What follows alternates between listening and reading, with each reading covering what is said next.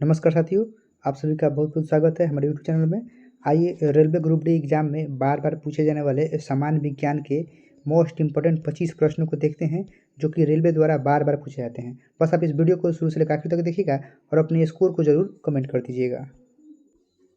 देखिए, जिस प्रश्न का भी उत्तर आपको पता हो आप जरूर कमेंट कीजिएगा। आरआरबी द्वारा किसी भी एग्जाम में पूछे गए प्रश्न आपके लिए बेहद ही महत्वपूर्ण है। तो देखिए 2005, 3 जो भी जिसमें पूछे गए हैं सारे प्रश्नों को मैंने यहाँ पे लाया है, जिसमें फिजिक्स, केमिस्ट्री और बायोलॉजी इट्स मीन्स विज्ञान के टॉप महत्वपूर्ण 25 प्रश्न रहेंगे। जिस प्रश्न का उत्तर आपको पता हो जरूर कमेंट कीजिएगा और कितने प्रश्न का उत्तर आप कर पाए हैं ये भी जरूर कमेंट कर दीजिएगा। तो आइए शुरुआत करते हैं आज के अपने पहले प्रश्न से। फिजिक्स का प्रश्न है कि तेल दीप की बत्ती में तेल डैश के कारण ऊपर चढ़ता है। ऑप्शन है दाब अंतर के कारण, कोशिका क्रिया के कारण, तेल की निम्न श्यानता के कारण या फिर गुरुत्वीय बल के कारण। तो देखिए सही उत्तर होगा केशिका के कारण, ठीक है, जिसको केशिकत्व भी कहा जाता है। ठीक है, केश नली से संबंधित है जिसे केशिकत्व के नाम से भी जानते हैं। जरूर तैयार कर लीजिएगा, याद कर लीजिएगा। अगला प्रश्न है श्यानता की इकाई क्या होती है। ऑप्शन है प्वाइज, पास्कल, फाइजूली या फिर इनमें से कोई नहीं। तो इम्पोर्टेंट क्वेश्चन है, बात करेंगे श्यानता की इकाई की तो वो है प्वाइज। सही उत्तर ऑप्शन ए कर लीजिएगा। आगे प्रश्न क्या है 3 नंबर कि उत्प्लावकता से संबंधित वैज्ञानिक कौन है। मतलब उत्प्लावकता का सिद्धांत किसने दिया था। आर्किमिडीज ने, न्यूटन ने, लुई पास्चर ने या फिर इनमें से सभी ने। तो आप जानते होंगे उत्प्लावकता जो होता है वह आर्किमिडीज का सिद्धांत है। सही उत्तर ए कर लीजिएगा। चलिए बढ़ेंगे प्रश्न क्या आगे 4 नंबर के साथ। महान वैज्ञानिक आर्किमिडीज संबंधित थे। अब किस देश से संबंधित थे ये प्रश्न पूछा जा रहा है। ब्रिटेन से, जर्मनी से, संयुक्त राष्ट्र अमेरिका से या फिर ग्रीस से। तो सही उत्तर आप 64 के लिए मतलब 4 नंबर के लिए ग्रीस कर लीजिएगा। सही उत्तर डी हो जाएगा। आगे देखिएगा ध्वनि तरंगों की प्रकृति कैसी होती है। ऑप्शन है अनुप्रस्थ, अनुदैर्घ्य, प्रतिगामी या फिर विद्युत चुंबकीय। तो सही उत्तर 5 के लिए अनुदैर्घ्य कर लीजिएगा। कैसे जी, मैं आपको 2 ट्रिक बताता हूँ। ध से ध्वनि, ध से धैर्य आ रहा है ना, अनुदैर्घ्य और ध्वनि। और एक पूछता है प्रकाश किस प्रकार का तरंग है। तो आप समझ लीजिएगा कि प्रकाश में प्र आ रहा है ना और अनुप्रस्थ में प्र आ रहा है ना, तो जो प्रकाश तरंग होता है वो अनुप्रस्थ होता है। आप जरूर याद कर लीजिएगा अगर आपसे पूछता है तो। बाकी जो ध्वनि है तो ध से धैर्य कर लीजिए। ध से धैर्य तो ध्वनि हो जाएगा और प्र से प्रकाश तो अनुप्रस्थ हो जाएगा। उम्मीद है मैंने समझाने का प्रयास किया है। अपने उड़ान पथ में अवरोधकों की पहचान के लिए चमगादड़ निम्नलिखित में से कौन से एक तरंग का उपयोग करते हैं। ऑप्शन है अवरक्त तरंगों का, विद्युत चुंबकीय तरंगों का, परासव्य तरंगों का या फिर रेडियो तरंगों का। तो देखिए 6 नंबर के लिए होगा परासव्य तरंगों का प्रयोग करते हैं। सही उत्तर सी कर लीजिएगा। आगे है परासव्य वे ध्वनियाँ हैं जिनकी आवृत्ति क्या होती हैं। ऑप्शन आप पढ़ लीजिए और 7 नंबर के लिए सही उत्तर होगा बिल्कुल 20,000 हर्ट्ज से अधिक जो ध्वनि होती है उसको पराश्रव्य कहा दिया जाता है। ठीक है, आगे चलेंगे ध्वनि तरंगे क्या हैं। ऑप्शन है लंबवत, तिर्यक जिसको तिरछी बोला जाता है, आंशिक लंबवत और आंशिक तिर्यक या फिर कभी लंबवत कभी तिर्यक होती हैं।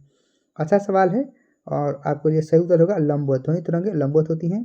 68 के लिए सही उत्तर ए कर लीजिएगा, मतलब 8 नंबर के लिए।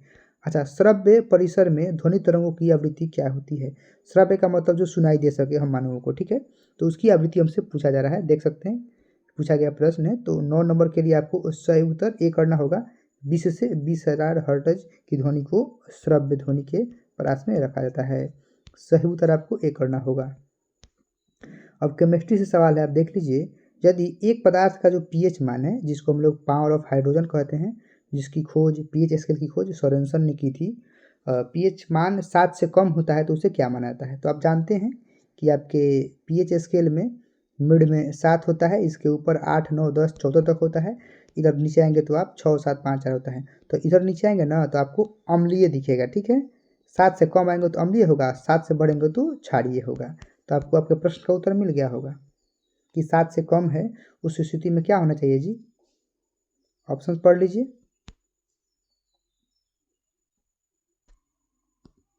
तो आपको उत्तर मिल गया होगा एसिड, बिल्कुल अम्ल होता है जिसका मान मतलब एसिड तेजाब। सही उत्तर आपको सी करना होगा।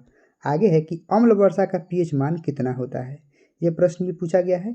और अम्लीय वर्षा का जो पीएच मान होता है वह 5.5 या उससे कम होता है। ठीक है, 21 के लिए सॉरी उधर 9 था, 10 11 के लिए आपको ऑप्शन ए करना होगा।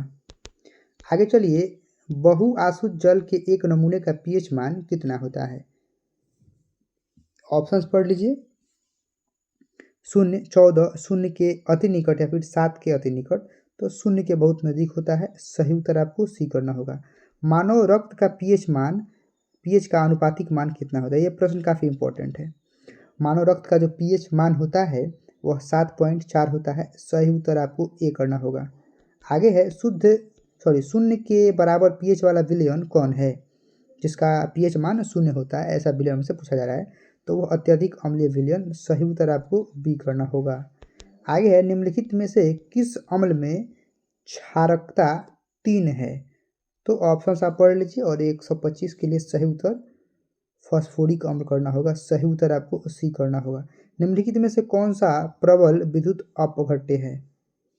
ऑप्शंस पढ़ लीजिए और सही उत्तर होगा हाइड्रोक्लोरिक अम्ल, हाइड्रोक्लोरिक एसिड, जिसको HCl के नाम से जानते हैं। दूध क्या है? ये प्रश्न इंपॉर्टेंट है। पायस है, निलंबन है, फोम है या फिर जेल है? तो सही उत्तर दूध एक पायस है। सही उत्तर आपको ए करना होगा। जब दो तरल पदार्थ एक दूसरे में घुलते नहीं हैं और सॉल्यूशन जिसको विलयन कहते हैं नहीं बनाते हैं, तो उन्हें क्या कहते हैं? ऑप्शंस हैं, पढ़ लीजिए। 128 के लिए सही उत्तर होगा अभिसरणीय। ठीक है, जो नहीं मिलते हैं। सही उत्तर सी कर लीजिएगा। आगे है, शक्कर के घोल में शक्कर एक क्या होता है? शक्कर के घोल में शक्कर क्या होता है? घुला हुआ पदार्थ होता है, जिसको घुल्ले भी कहा जाता है, घुल्ले। ठीक है, सही उत्तर आपको ऑप्शन बी करना होगा। आगे बायोलॉजी से प्रश्न है कि जीवन की मूलभूत इकाई क्या है? सभी लोगों को पता होगा, कोशिका है। सही उत्तर आपको ए करना होगा। आगे है कि कोशिका के बारे में निम्नलिखित में से कौन सा कथन सही नहीं है? तो सारे ऑप्शंस आपको पढ़ लेने होंगे। आप ऑप्शंस पढ़ते रहिए, तब तक मैं इसका उत्तर बताता हूँ आपको। बिल्कुल ऊपर ए बी सी तीनों सही हैं। यही सही नहीं है कि सभी देह ऊतकों में से एक ही प्रकार की कोशिकाएं, बिल्कुल गलत है। सभी जीवों में अलग अलग प्रकार की कोशिकाएं होती हैं, ये बात मानना होगा। इसीलिए सही उत्तर आपको ऑप्शन डी करना होगा। चलिए, निम्नलिखित में से कौन सा कोशिकांग पादप कोशिका में पाया जाता है किंतु जंतु कोशिका में नहीं पाया जाता है? अब देखिए, पादप कोशिका में पाया जाता है लेकिन जंतुओं में नहीं पाया जाता है, ऐसा प्रश्न से पूछा जा रहा है। तो क्लोरोप्लास्ट सही उत्तर होगा, क्लोरोप्लास्ट। सही उत्तर ऑप्शन ए होगा।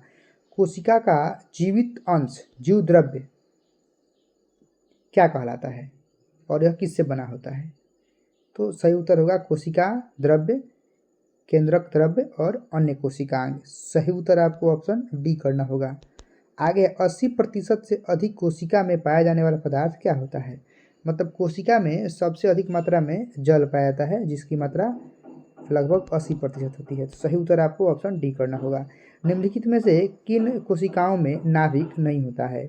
ऑप्शंस पढ़ लीजिएगा। मूल रंग कोशिका, लाल रक्त कोशिका, प्लेटलेट्स या फिर मोनोसाइट। तो आपको 6 के लिए सही उत्तर के रूप में ऑप्शन बी करना होगा। लाल रक्त कोशिकाओं में नाभिक नहीं पाया जाता है।